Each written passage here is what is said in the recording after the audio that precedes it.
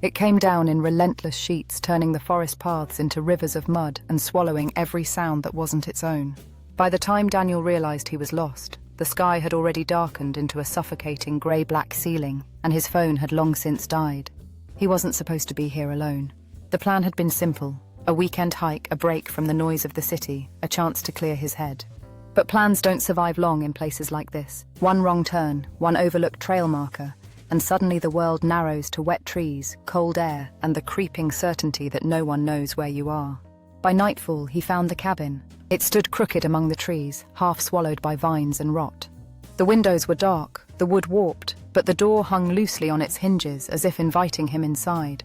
Daniel hesitated. Every instinct told him to keep moving, to find higher ground, to stay exposed rather than trap himself.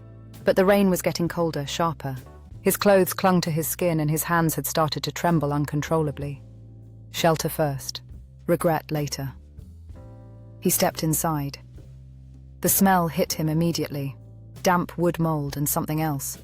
Something metallic. The cabin was small.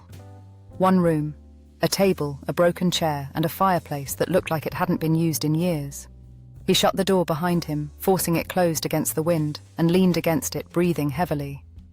Just for the night, he muttered to himself. Lightning flashed. For a brief second, the room lit up, and Daniel saw the walls.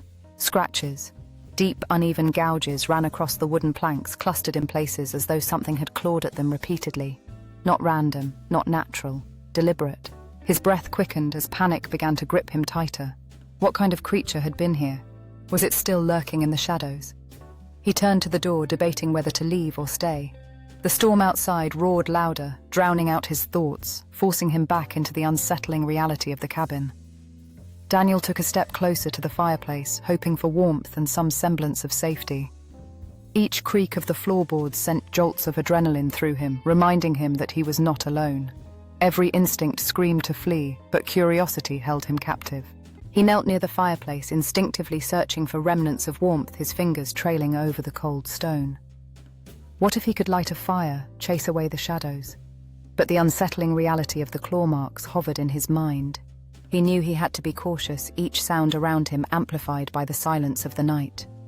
The wind howled outside, reverberating like whispers of unspoken fears, and he felt a chill creep down his spine. Just as he contemplated finding wood to ignite, a sudden noise echoed from the darkness behind him, paralyzing him in place. Was it just the wind, or was something watching him? He spun around, every nerve in his body ignited with fear as he peered into the dim corners of the room. Anxiety crept over him like a heavy blanket, gripping the broken chair leg tightly in his hands. The darkness felt alive, pulsating with the weight of unseen eyes upon him. Just then, a shadow flickered at the doorway, barely discernible, but enough to send chills racing down his spine. Was it merely a figment of his imagination, or something more sinister? As he stepped cautiously forward, the air felt thick with tension, and he could hear his own heartbeat pounding in his ears. He had to know. He couldn't let fear dictate his actions.